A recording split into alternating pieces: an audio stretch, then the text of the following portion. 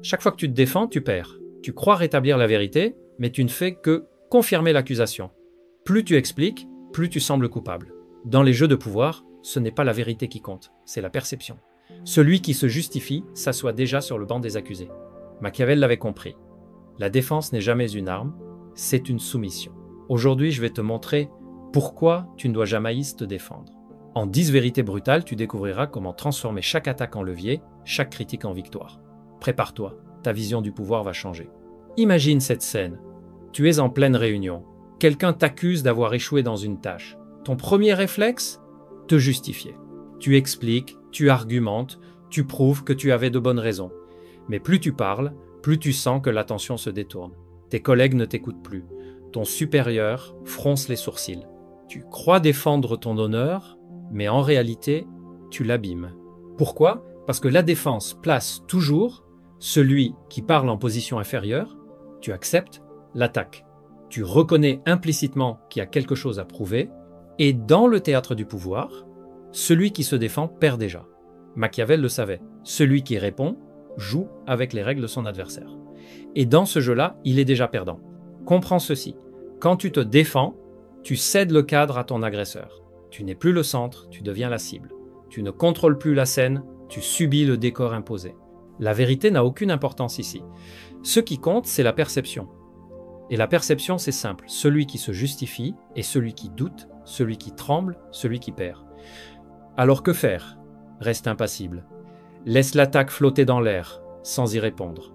Un silence calme est plus puissant que 1000 explications. Un simple sourire peut suffire à renverser la situation. Car l'autre attend ta défense pour te piéger. Si tu ne la donnes pas, il se retrouve seul, dévoilé dans sa propre agressivité. La leçon est brutale, mais libératrice. La défense est une chaîne invisible.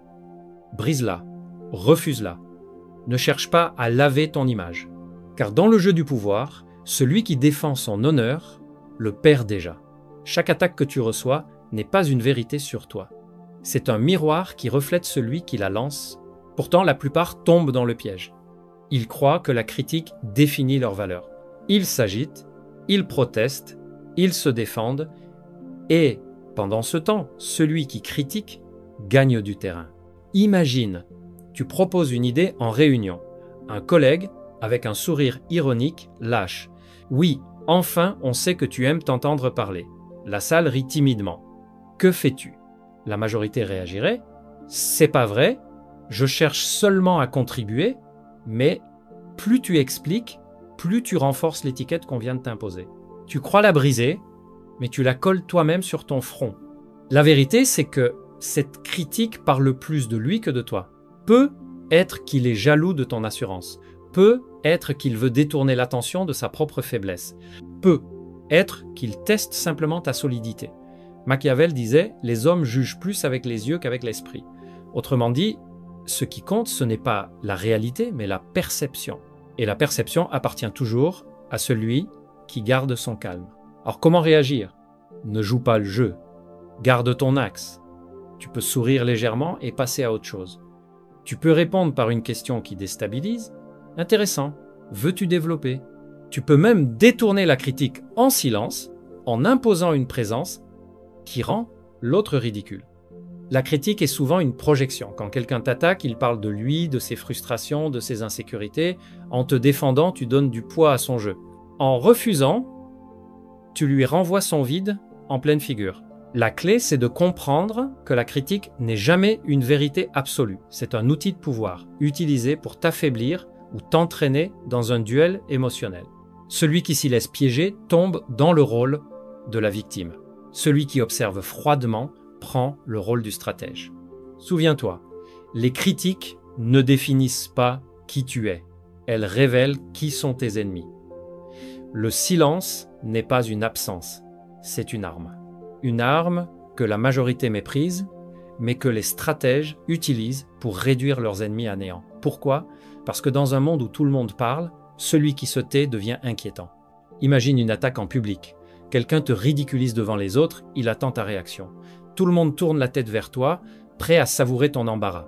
Si tu te défends, tu nourris le spectacle. Tu donnes de l'énergie à l'accusation. Mais si tu restes calme, silencieux, si tu soutiens le regard de l'assemblée sans un mot, alors le malaise change de camp. Ce n'est plus toi la cible, c'est lui l'agresseur qui se retrouve nu, seul, face à son propre excès.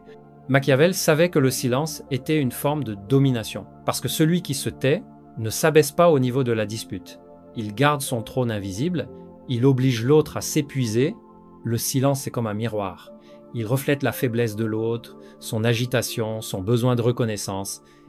Mais attention, le silence n'est pas passif. Il doit être habité. Ce n'est pas la fuite, c'est la maîtrise. Ce n'est pas se taire par peur, mais imposer le poids de son calme.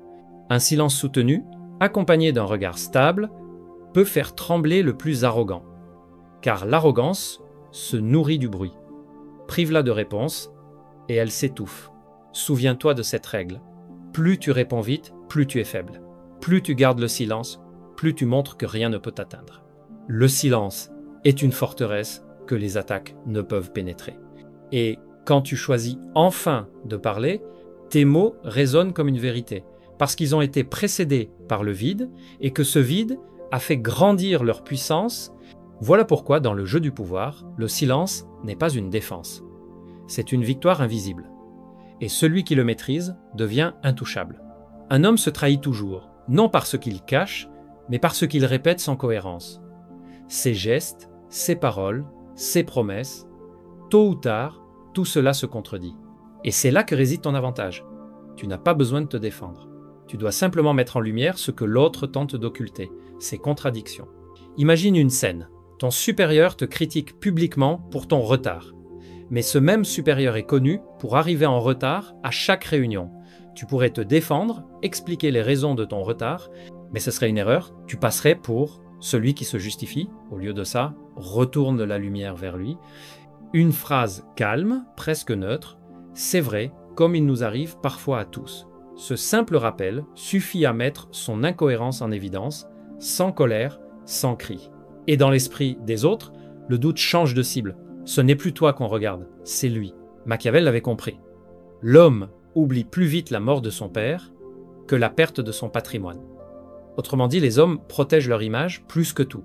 Quand tu soulignes leurs contradictions, tu fissures leur façade. Et personne n'aime être vu comme hypocrite. La force n'est pas dans la confrontation directe. Elle est dans la révélation subtile. Pas besoin d'accuser ni de ridiculiser. Il suffit de rappeler une évidence que tout le monde avait oubliée. Ton adversaire voulait te piéger. Tu retournes la scène contre lui. Ce jeu est dangereux mais redoutable, car les contradictions sont inévitables. Même les plus puissants emportent. Et celui qui sait les voir devient celui qui contrôle la narration. N'oublie pas, la meilleure défense n'est pas de nier ton erreur, c'est de montrer que celui qui t'accuse n'est pas plus pur que toi. Expose ses fissures et ses attaques perdront leur tranchant. Car, dans le théâtre du pouvoir, celui qui dévoile les contradictions devient celui qui tient le miroir. Et personne n'aime se voir nu devant un miroir. La majorité des hommes réagissent, peu observent. Et c'est là que réside la différence entre les dominés et les dominants. L'observation n'est pas une simple attention aux détails, c'est une arme de guerre. Celui qui observe en silence détient une supériorité invisible, il connaît les forces et les faiblesses de chacun avant même de se lancer dans la bataille. Regarde une salle de réunion, les bavards s'agitent, cherchent à briller, mais l'homme silencieux, assis en retrait, les yeux attentifs, voit tout, qui tremble avant de parler, qui cherche à séduire, qui se cache derrière un masque.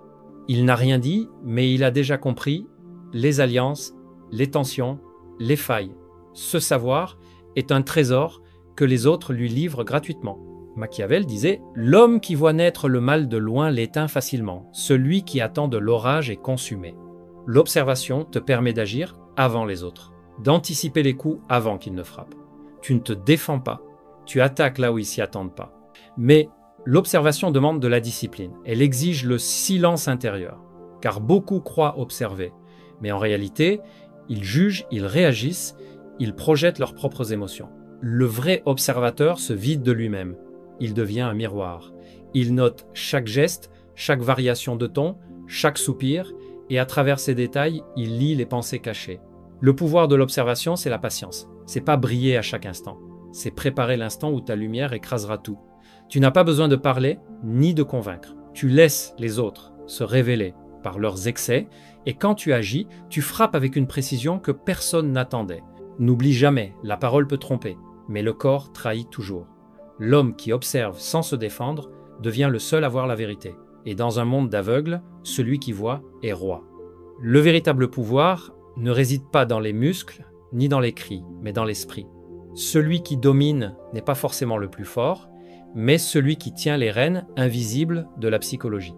La maîtrise psychologique, c'est l'art de contrôler l'espace sans lever la voix, d'imposer ta présence sans bouger un doigt. Imagine un adversaire qui te provoque en public. Il attend ton explosion, ta justification, ton cri.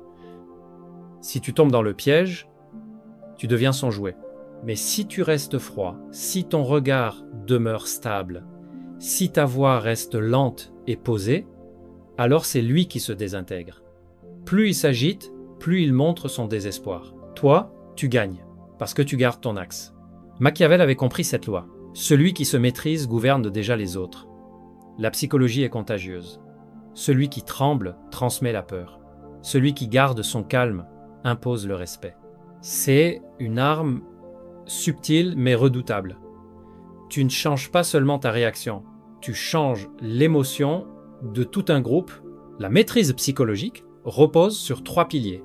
La respiration, chaque souffle contrôlé te garde solide, pendant que les autres suffoquent dans leur agitation. Le regard, un regard stable et pénétrant, désarme les plus audacieux. C'est un rappel que tu n'as pas peur et que tu vois à travers eux. Le silence maîtrisé, nous l'avons vu. Le silence pèse plus lourd que 1000 mots. Il transforme la scène et déstabilise ton adversaire. L'homme qui se maîtrise ne se défend pas. Il n'a pas besoin, car sa simple présence dicte déjà le rythme. Il incarne une force que l'autre ne peut pas attaquer. Le contrôle de soi, n'oublie jamais ceci. Celui qui ne peut pas se contrôler ne contrôlera jamais les autres. La maîtrise psychologique est une couronne invisible. Et si tu veux régner, commence par régner sur toi-même. Dominer ne veut pas dire écraser physiquement, ni même parler plus fort que les autres. La domination véritable, c'est imposer ton cadre, c'est toi qui définis les règles du jeu, et c'est l'autre qui se retrouve piégé dedans. Si tu entres dans le cadre de ton adversaire, tu deviens son prisonnier. Mais si tu le fais entrer dans le tien, il est déjà perdu. Regarde comment fonctionnent les puissants. Ils ne se défendent jamais, car se défendre, c'est accepter les termes posés par l'ennemi. À la place, ils redirigent. Quelqu'un les attaque sur une erreur? Ils déplacent immédiatement la conversation vers une vision plus large, une perspective où leur faiblesse paraît insignifiante. Ils ne sont plus dans la position de l'accusé, ils deviennent celui qui mène le débat. Machiavel disait « Le prince doit savoir, à propos de la bête, user à la fois du renard et du lion. » Voilà la clé. La domination est une alternance subtile entre la force brutale et la ruse silencieuse. Le lion impose par sa puissance apparente, mais c'est le renard qui gagne en manipulant le terrain. La stratégie de domination repose sur 2 leviers. La perception, les autres doivent croire que tu es indispensable, même si tu ne fais rien. Tu dois être vu comme le centre autour duquel tout tourne. Le contrôle des récits. Ne réponds jamais aux attaques directement. Transforme-les en opportunités pour renforcer ton image. Si on t'accuse d'être trop dur, réponds par la vision de ta fermeté comme protection de ton équipe. Si on t'accuse d'ambition, transforme-la en énergie pour faire avancer les projets. Dominer, c'est pas se battre à chaque instant, c'est savoir où poser ton trône et obliger les autres à graviter autour. C'est laisser croire qu'ils ont encore un pouvoir alors qu'ils dansent déjà au rythme que tu imposes. Souviens-toi, celui qui cherche à se défendre perd du terrain. Celui qui domine ne se défend pas, il redéfinit. Chaque homme porte en lui une fissure invisible. Certains la cachent derrière l'orgueil, d'autres derrière la colère, d'autres encore derrière un masque de gentillesse. Mais crois-moi, tous en ont une. Et celui qui sait la repérer détient une arme plus puissante que toutes les justifications. Quand tu te défends, tu t'abaisses. Mais quand tu observes les faiblesses de l'autre, tu prends l'avantage. Un exemple. Ton adversaire est obsédé par son image, il ne supporte pas le ridicule. Alors tu n'as pas besoin de l'attaquer frontalement. Une remarque subtile, un sourire ironique, un silence prolongé, et le voilà qui s'agite, qui perd ses moyens. Tu n'as pas crié, tu n'as pas frappé, tu as simplement appuyé sur la fissure qu'il voulait cacher. Machiavel l'avait compris. Les hommes oublient plus vite la mort de leur père que la perte de leur patrimoine. Autrement dit, l'orgueil et l'intérêt sont les véritables faiblesses humaines. Cherche où l'autre place sa fierté, son argent, son besoin de reconnaissance. Tu y trouveras son point vulnérable. La manipulation des faiblesses ne demande pas de violence, mais de patience. Écoute, observe, laisse l'autre parler, il t'offrira lui-même la clé de sa prison. Un mot répété, une émotion qui revient toujours, un sujet qui le fait trembler, voilà où tu dois appuyer. Mais retiens bien une chose, n'utilise jamais tes propres blessures dans ce jeu. Ne donne à personne le privilège de voir ce qui pourrait t'abattre. Ton rôle est de sonder, pas de t'exposer. Tu dois être l'ombre qui lie la lumière des autres, mais dont la profondeur reste inaccessible. La faiblesse de ton ennemi est la corde invisible que tu tiens entre tes mains. Plus tu tires doucement, plus il s'étrangle lui-même. Et quand il tombe, il ne comprendra jamais comment tu l'as fait. Souviens-toi, le pouvoir n'appartient pas à celui qui se défend, mais à celui qui sait où appuyer. Car dans le jeu des hommes, chaque faiblesse est une arme pour celui qui ose l'utiliser. Tout ce que tu as entendu jusque-là converge vers une vérité brutale. Dans le jeu du pouvoir, la défense est une illusion. Elle ne te sauve pas, elle te condamne.